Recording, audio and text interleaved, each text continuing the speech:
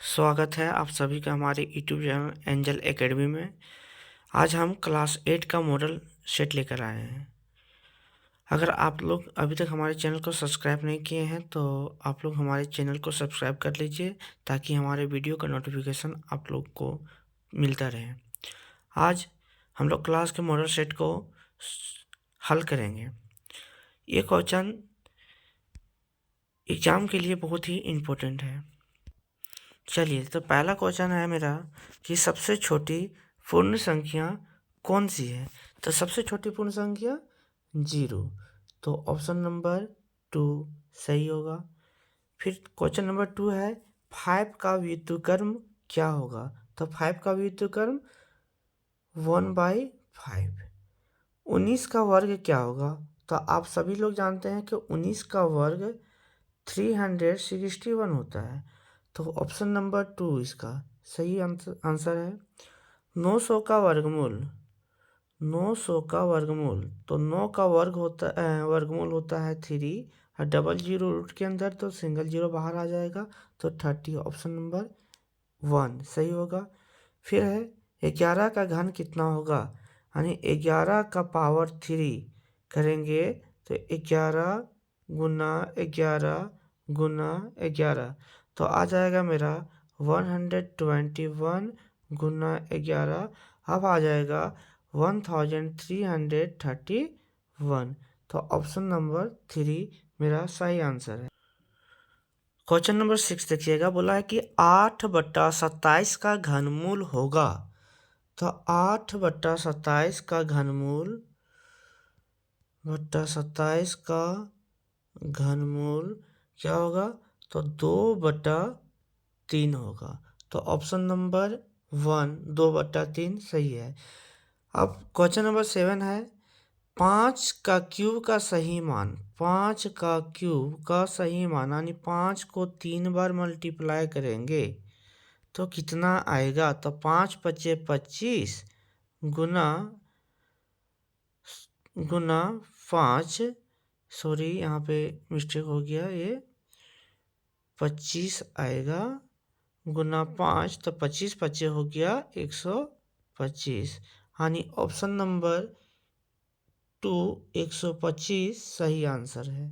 फिर है x के पावर 0 का मान होगा। तो x के पावर 0 का मान 1 होगा। तो ऑप्शन नंबर 2 1 सही होगा।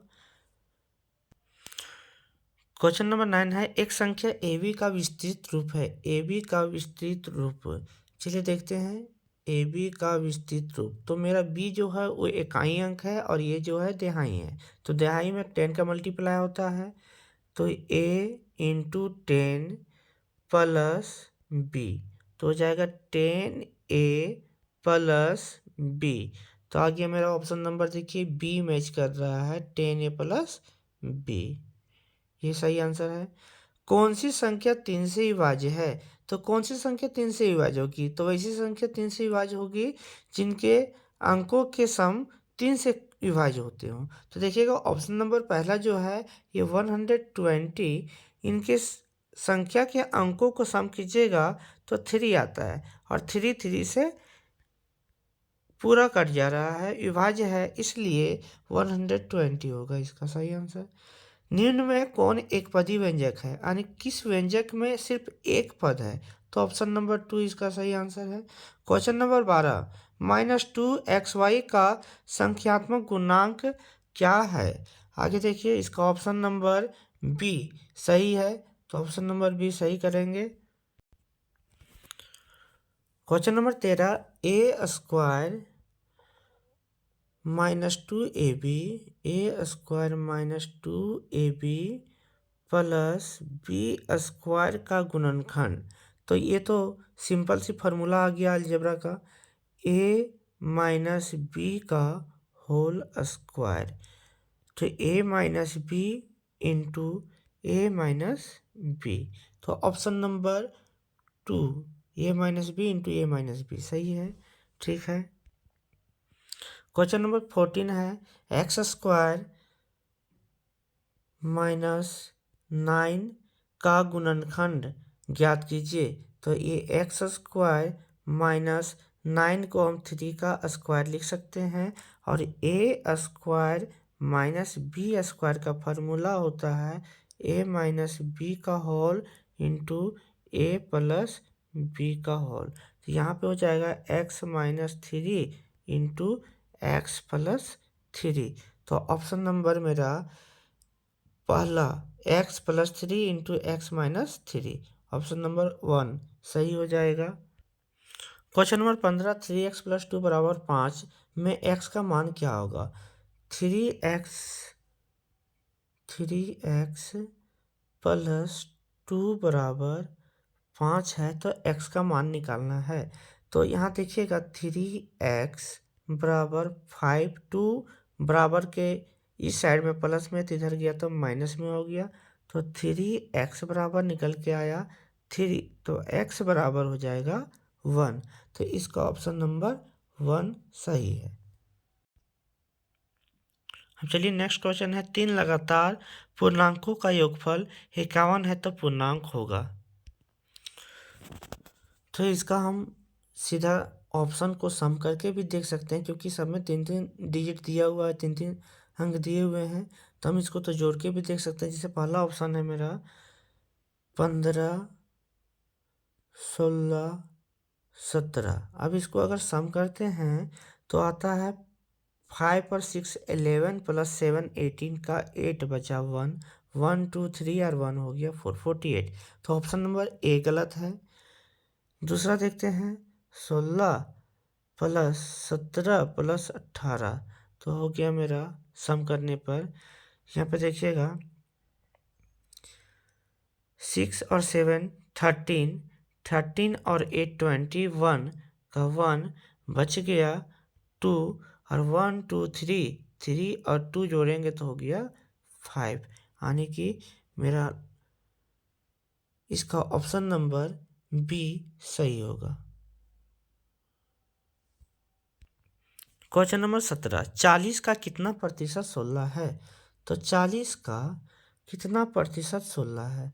तो मैथ में तो हम लोग जानते हैं कि जो पता नहीं उसको हम लोग एक्स मानते हैं। तो मान लेते हैं कि 40 का x% 16 है, ठीक है। तो 40 का x% 16 है, तो 40 गुना x बटा 100 बराबर 16। तो 0 से 0 कैंसिल हो जाएगा, तो x बराबर हो जाएगा 16 गुना 10 बटा 4, और 4 चौके 16 और 4 दें कि 40, यानी कितना परसेंट 16 होगा, तो 40% 16 होगा। अब क्वेश्चन नंबर 18, 50 आमों के समूह में 60% आम बिल्कुल पके हैं तो पके हुए आमों की संख्या है, यानी कि 50 आम है, कुल आमों की संख्या 50 है जिसमें से 60% आम पक चुके हैं, तो पके हुए आम की संख्या क्या होगा। तो हम लोग क्या करेंगे, 50 का 60% निकालेंगे। तो देखिए बहुत सिंपल सा क्वेश्चन है, 50 का 60%, तो 50 का 60% हो गया 50 गुना 60 बटा 100, 0 से 0 कैंसिल होगा, 0 से 0 कैंसिल होगा, और 5 6 का 30 होगा, यानी कितने आम पके हैं, तो 30 आम पके हुए हैं। क्वेश्चन नंबर 19, यदि x बराबर 1 और y बराबर -2 तो x square plus y square का मान हमको निकालना है। X square plus y square का मान, ठीक है। तो देखिएगा x का वैल्यू 1 है तो 1 का स्क्वायर प्लस y का वैल्यू -2 है तो -2 का स्क्वायर। तो 1 का स्क्वायर 1 प्लस -2 का स्क्वायर, यहाँ पे माइनस के पावर इवन इसलिए रिजल्ट पॉजिटिव में आएगा, प्लस में आएगा, तो 2 का स्क्वायर सीधा 4 हो जाएगा, तो 1 + 4 हो गया 5, यानी कि मेरा ऑप्शन नंबर 3 5 सही है।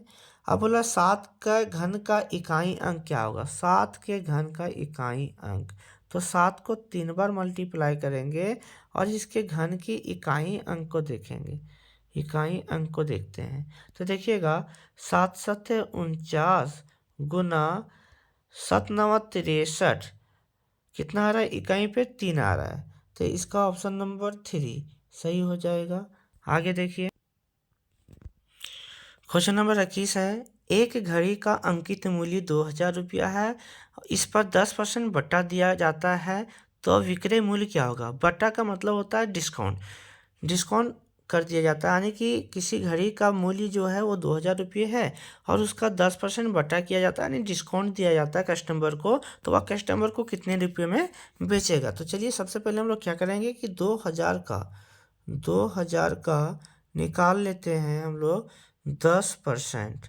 ठीक है, तो 2000 का 10% निकालेंगे तो 10 और परसेंटेज के बदले में 100, ये 2 जीरो से 2 जीरो कटेगा तो 20 दे हैं कि 200 हो जाएगा, यानी कि 2000 में हम लोग 200 लेस करेंगे तो निकल के आ जाएगा मेरा 1800 रुपये, यानी कि घड़ी का जो विक्रय मूल्य होगा वो कितना होगा? 1800। ऑप्शन नंबर 4 सही होगा। हम नेक्स्ट क्वेश्चन है 22 नंबर, देखिएगा 75 पैसे का 2 रुपये से अनुपात कितना होगा? तो 75 पैसे से 2 रुपये का अनुपात, यानी कि सीधा हम यहाँ पे लिख सकते हैं 200 पैसा। अब यहाँ पे देखिएगा दोनों कट रहे हैं 5 से, तो काटते हैं इसको, तो 5 1 जा 5 बच गया 2, 5 5 जा 25 और इधर 5 4 जा 20 और 1 0, फिर से 5 से कट रहे हैं, तो 5 3 जा 15 और 5 8 या 14, तो 3:8 कितना आ गया? 3:8। ऑप्शन नंबर 1 सही हो गया इसका। क्वेश्चन नंबर 23, दो परिमेय संख्या के बीच कितनी परिमेय संख्या? तो बहुत ही सिंपल क्वेश्चन दे दिया ये। यहाँ पे हम लोग जानते हैं कि दो परिमेय संख्या के बीच में अपरिमित परिमेय संख्या स्थित होते हैं, तो यहाँ पे सीधा ये ऑप्शन नंबर 4 अनंत सही जवाब। तो आप टिक कर लीजिए 4 ऑप्शन नंबर। अब क्वेश्चन नंबर 24 है, निम्न में कौन पाइथागोरस तीर्थ है? तो पाइथागोरस तीर्थ का ये फॉर्मूला होता है कि ए स्क्वायर बराबर बी स्क्वायर प्लस सी स्क्वायर होना चाहिए। ठीक है, यानी सबसे बड़ी वैल्यू का स्क्वायर शेष दो नंबरों के स्क्वायर के योग के बराबर होना चाहिए। तो चलिए ऑप्शन नंबर 1 को चेक करते हैं। तो सबसे बड़ा नंबर 3 है, तो 3 का स्क्वायर शेष दो नंबर यानी 1 का स्क्वायर प्लस 2 के स्क्वायर के बराबर होता है। तो 3 का स्क्वायर 9 बराबर 1 का स्क्वायर 1 प्लस 2 का स्क्वायर 4, तो 9 बराबर 5। ये गलत है, बराबर नहीं है, तो ये पाइथागोरस तीर्थ नहीं होगा। ऑप्शन नंबर 2, यहाँ पे सबसे बड़ा नंबर 4 है, तो यहाँ पे 4 का स्क्वायर बराबर 2 का स्क्वायर प्लस 3 का स्क्वायर, तो 4 का स्क्वायर 16 बराबर 2 का स्क्वायर 4 प्लस 3 का स्क्वायर 9, तो 16 बराबर 4 प्लस 9 हो गया 13, ये भी बराबर नहीं आया, तो ये भी आंसर नहीं होगा मेरा। अब नेक्स्ट है, देखिए ऑप्शन नंबर 3 इसका देखते हैं। यहाँ पे सबसे बड़ा नंबर 10 है, तो 10 का स्क्वायर बराबर 8 का स्क्वायर प्लस 6 का स्क्वायर, तो 10 का स्क्वायर होता है 100। ठीक, 10 का स्क्वायर 100 बराबर 8 का स्क्वायर 64 प्लस 6 का स्क्वायर 36। अब जोड़ते हैं तो इधर भी 100 आ जाता है मेरा, तो 100 आ गया, यानी कि मेरा यहाँ पे देख रहे हैं कि LHS बराबर RHS हो रहा है कहाँ पे? ऑप्शन नंबर 3 से। तो ऑप्शन नंबर 3 इसका सही जवाब। ऑप्शन नंबर 3 को टिक कीजिए, 6 8 10, ये मेरा सही होगा। क्वेश्चन नंबर 25, एक प्रेशर कुकर का अंकित मूल्य 450 है और वह 360 में उपलब्ध है, तो बट्टे की राशि क्या होगा? देखिएगा, एक प्रेशर कुकर है जिसका अंकित मूल्य प्रिंटेड प्राइस 450 रुपये है और वह 360 रुपये में बेच दिया जाता है, तो कस्टमर को कितना डिस्काउंट दिया गया?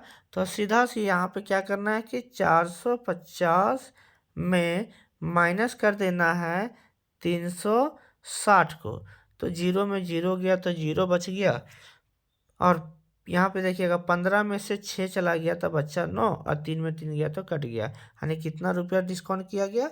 तो 90 रुपया डिस्काउंट किया गया, तो इसका ऑप्शन नंबर 3 सही हो जाएगा। फिर है आगे कि 16 पेंसिल का मूल्य 64 रुपये है, तो 144 में कितने पेंसिल खरीदे जाएंगे। यानी क्या बोला गया है कि 64 रुपये में कितना पेंसिल, 16 पेंसिल खरीदा जा रहा है। तो 1 रुपये में कितना पेंसिल खरीदा जाएगा, तो 16/64 पेंसिल। तो बोला गया है कि 144 रुपये में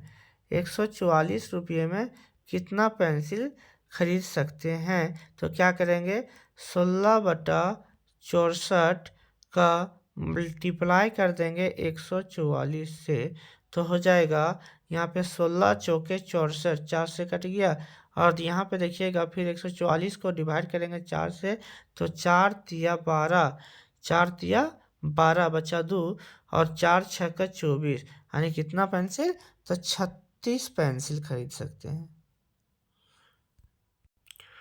क्वेश्चन नंबर 27 बोला 45 व्यक्ति किसी काम को 13 दिन में करते हैं, उसी काम को 39 व्यक्ति कितने दिनों में समाप्त करेंगे। तो इसके लिए देखिए यहाँ पे हम लोग एक ट्रिक लिखते हैं इसका, M1D1 = M2D2। ठीक है, M से मेन हो गया आदमी और डी से डे हो गया दिन। ठीक है, तो M1 आदमी जो है, तो M1 की संख्या कितना है, 45। यानी 45 आदमी किसी काम को 13 दिन में करते हैं, तो 39 व्यक्ति उसी काम को कितने दिनों में करेंगे। यानी हमको D2 का वैल्यू निकालना है। तो D2 = हो जाएगा 45 × 13/39। तो 13×3 = 39, और 3 से कट जाएगा 3, 3 एकम 3 बचा 1, 3×5 = 15। यानी कितने दिनों में, तो 15 दिनों में काम करेंगे। अब नेक्स्ट क्वेश्चन है 28 नंबर, बोला कि वर्ग के सभी बाह्य कोणों का योग कितना होता है। तो वर्ग की बाह्य कोण बोले या अंतःकोण बोले, सभी कोणों का योग 360 होता है। तो इसका चलिए देखते हैं ऑप्शन कहाँ पे मेरा मैच कर रहा है। 1 मिनट,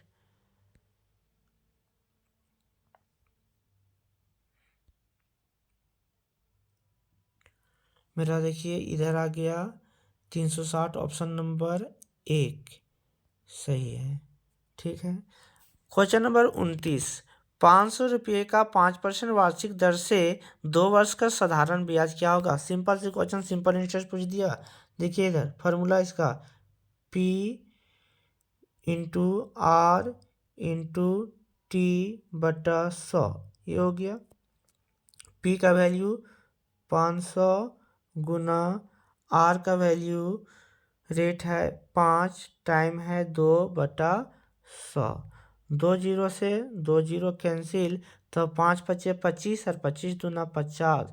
यानी कि कितना इंटरेस्ट बनेगा, तो 50। ऑप्शन नंबर 3 सही जवाब। निम्नलिखित में से कौन 2D आकृति है। तो पहला तो देखिए घनाभ है, तो ये तो 3D आकृति होगा। तीसरा देखिएगा बेलन है, ये भी 3D है। 4 ऑप्शन में शंकु, ये भी 3D आकृति है। तो बच गया क्या, आयत। आयत 2D आकृति है। ऑप्शन नंबर 2 सही होगा। फिर है 31 नंबर में, देखिएगा निम्नलिखित में कौन सा आयलर सूत्र है। तो आयलर सूत्र का फॉर्मूला सबको याद होगा, इसका ऑप्शन नंबर ए सही होगा। फिर आगे देखिएगा क्वेश्चन नंबर 32, एक समचतुर्भुज का क्षेत्रफल ज्ञात कीजिए जिसके विकर्ण की लंबाई 24 सेंटीमीटर और 10 सेंटीमीटर दिया गया था। समचतुर्भुज के क्षेत्रफल का फॉर्मूला होता है इसका 1/2 × D1 × D2, ये होता है। एंड डायगोनल 1 × डायगोनल 2, तो 1/2 डायगोनल 1, विकर्ण पहला विकर्ण है 24 गुना दूसरा विकर्ण 10, तो 2 एकम 2 और 2 दूनी 4, तो 12 बार में कट गया, और 12 दहिए 120। तो कितना हो जाएगा, ऑप्शन नंबर 4 120 सेंटीमीटर स्क्वायर इसका सही आंसर होगा। आगे देखिएगा क्वेश्चन नंबर 33, यदि किसी समलंब चतुर्भुज कि समांतर भुजाएं क्रमशः 6 सेंटीमीटर और 8 सेंटीमीटर तथा ऊंचाई 5 सेंटीमीटर है तो समलंब चतुर्भुज का क्षेत्रफल क्या होगा। तो समलंब चतुर्भुज का क्षेत्रफल का फार्मूला होता है 1/2 इंटू समांतर भुजाओं का योगफल गुना ऊंचाई। तो 1/2 गुना समांतर भुजाओं का योगफल 6 + 8 गुना ऊंचाई हो गया 5। तो आ जाएगा कितना, देखिएगा इधर 1/2 इंटू 6 और 8 14 गुना 5। तो 2 × 14 और 7 बचे 35। तो 35 सेंटीमीटर स्क्वायर ऑप्शन नंबर 1 सही आंसर इसका। क्वेश्चन नंबर 34, घन का कुल पृष्ठीय क्षेत्रफल क्या होगा। तो घन का कुल पृष्ठीय क्षेत्रफल 6L² ऑप्शन नंबर 2 सही हो जाएगा। क्वेश्चन नंबर 35, एक बेलन की त्रिज्या 14 सेंटीमीटर है तथा ऊंचाई 10 सेंटीमीटर है तो बेलन का वक्र पृष्ठीय क्षेत्रफल ज्ञात कीजिए। तो बेलन का वक्र पृष्ठीय क्षेत्रफल होता है 2πRh। तो हो जाएगा 2 गुना 22/7 गुना R है 14 गुना H है 10। तो 7 दूनी 14, तो 22 दूना 44 दूना 88 गुना 10 880। तो कितना हो जाएगा 880 सेंटीमीटर स्क्वायर ऑप्शन नंबर 3 इसका सही आंसर है। अब आगे देखिएगा क्वेश्चन नंबर 36, यदि घन की एक भुजा 8 सेंटीमीटर है तो घन का आयतन ज्ञात कीजिए। बहुत बढ़िया क्वेश्चन है। देखिएगा घन की एक भुजा दिया गया है तो घन की तो सारी भुजा इक्वल होती है। तो देखिएगा घन का आयतन का फार्मूला क्या होता है, तो a³ होता है। हम लोग क्या करेंगे कि 8 का क्यूब निकालेंगे। तो इसका मल्टीप्लाई 8 × 8 × 8 करेंगे तो 8 × 8 = 64 गुना 8। तो 8 चौके 32 का 2 बचा 3, 8 छक्के 48 और 3 हो गया 51, यानी कितना आ गया 512 सेंटीमीटर क्यूब ऑप्शन नंबर 2 इसका सही आंसर है। क्वेश्चन नंबर 37, यदि बेलन की त्रिज्या और ऊंचाई क्रमशः 7 सेंटीमीटर और 10 सेंटीमीटर है तो बेलन का आयतन ज्ञात कीजिए। ठीक है, बेलन का आयतन हम लोग ज्ञात करते हैं। तो बेलन का आयतन होता है πr²h। पाई का वैल्यू 22/7 गुना r कितना है 7, तो 7 का स्क्वायर हो जाएगा यहाँ पे। और ऊंचाई दिया गया है 10, तो 10 हो गया।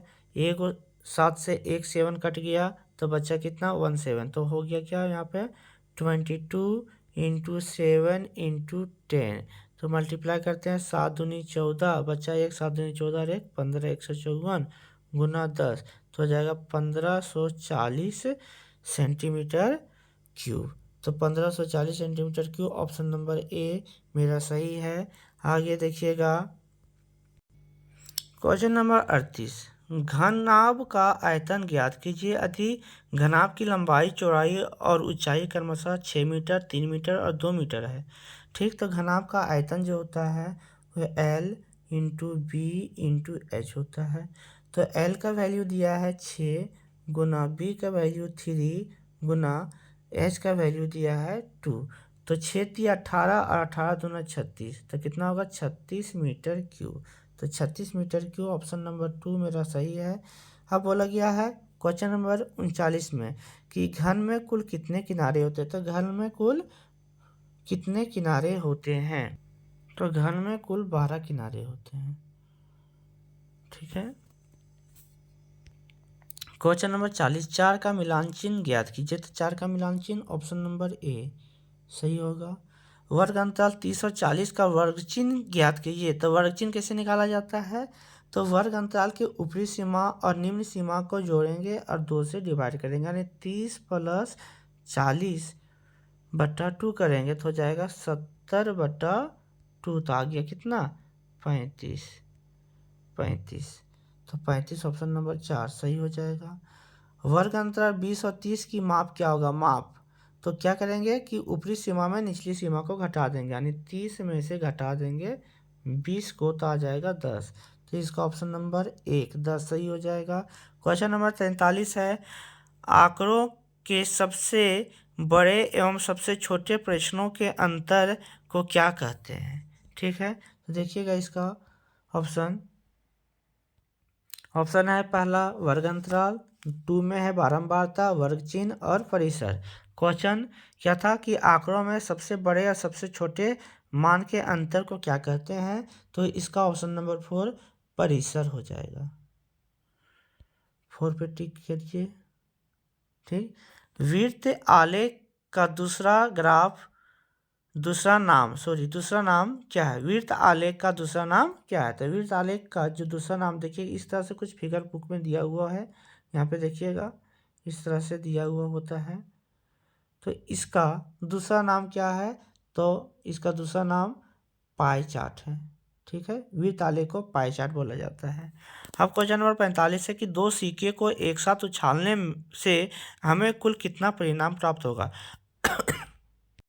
तो देखिएगा दो सिक्कों को एक साथ उछालेंगे, तो दो सिक्का है तो हो सकता है कि दोनों सिक्का में हेड आ जाए, या तो फिर दोनों सिक्का में टेल आ जाए, या एक सिक्का में हेड और दूसरा में टेल, या तो फिर पहले सिक्के में टेल आ जाए और दूसरा में हेड आवे। तो टोटल कितने परिणाम होते हैं, तो 4 परिणाम। तो ऑप्शन नंबर 1 इसका सही जवाब होगा।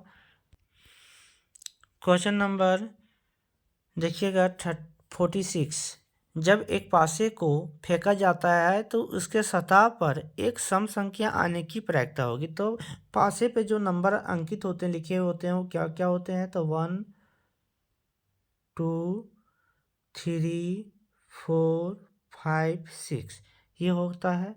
तो टोटल परिणाम कितने हो गए, तो टोटल परिणाम हो गए 6। अब बोला गया कि सम आने की प्रायिकता, तो सम नंबर कितना है पासा में देखिए, तो 2 है, 4 है और 6 है। तो सम आने की संख्या कितना है, 3 है। तो मेरा प्रायिकता का जो फॉर्मूला होता है, प्रायिकता का फॉर्मूला होता है अनुकूल बटा कुल। तो क्या हो जाएगा, अनुकूल परिणामों की संख्या है 3 और कुल का है 6। तो 3 एकम 3, 3 दूनी 6, यानी कितना आ गया 1/2। तो 1/2 ऑप्शन नंबर 3 इसका सही आंसर है। चलिए क्वेश्चन नंबर देखिएगा 47, एक थैले में 4 नीली, 2 हरी एवं 5 काली गेंद है, तो थैले के अंदर बिना देखे एक गेंद निकाली जाती है, इसकी क्या प्रायिकता है कि निकाली गई गेंद पीली होगी। तो सबसे पहले हम लोग क्या करेंगे कि थैले के अंदर जितने बॉल हैं वो सारे बॉल की संख्या को पता करते हैं। तो देखिएगा थैले में 4 नीली है, ठीक है, प्लस 2 हरी गेंद है और 5 काली गेंद है। तो टोटल मिला करके थैले में 11 गेंद रखी गई है। ठीक है, अब बोला है कि एक गेंद निकाली जाती है तो इसकी क्या प्रायिकता है कि निकाली गई गेंद पीली होगी। तो पीले गेंद की जो संख्या है, पीला गेंद की संख्या देखिएगा, पीला की संख्या दिया गया है कितना, तो पीला की संख्या यहाँ पे देखिए, पीली गेंद इसमें नहीं है, तो पीली गेंद की संख्या 0 है। अब जिस कलर का बॉल ही थैले में नहीं है तो उसका प्रायिकता क्या होगा, तो उसका प्रायिकता 0 हो जाएगा। ठीक, क्वेश्चन नंबर 48, मूल बिंदु का निर्देशांक क्या होगा, तो मूल बिंदु का निर्देशांक 0,0 होगा। ठीक है, बिंदु -3, -4 किस चतुर्थांश में होगा। तो देखिएगा चतुर्थांश में देखिएगा ये 4 क्वाड्रेंट है, पहला क्वाड्रेंट में दोनों प्लस का होता है, एक्स भी प्लस और वाई भी प्लस का होता है। सेकेंड क्वाड्रेंट में एक्स माइनस का और वाई प्लस का। फोर्थ क्वाड्रेंट में एक्स माइनस का और वाई भी माइनस का होता है। फोर्थ क्वाड्रेंट में हमारा एक्स प्लस का होगा और वाई माइनस का होगा। तो देखिएगा यहाँ पे जो दिया गया है हम लोगों को निर्देशांक को -3, -4, यानी कि एक्स भी माइनस का है, वाई भी माइनस का है। तो ये कौन चतुर्थांश में आएगा, तो थर्ड चतुर्थांश में आएगा। ये हो गया इसका सही जवाब। फिर बोला गया है कि बिंदु ए 2, में कोटि का मान क्या होगा? तो कोटि वाई एक्सिस पे जो नंबर स्थित होता है उसी को कोटि कहते हैं, तो कोटि क्या हो जाएगा? -5 हो जाएगा। इसका ये आंसर सही होगा। तो चलिए हम लोगों का ये सेट पूरा कंप्लीट हुआ। आप लोगों को वीडियो अच्छा लगा हो तो चैनल को कमेंट जरूर कर दीजिएगा, और हमारे चैनल में अगर नए हैं तो चैनल को सब्सक्राइब कर दीजिए। Thank you.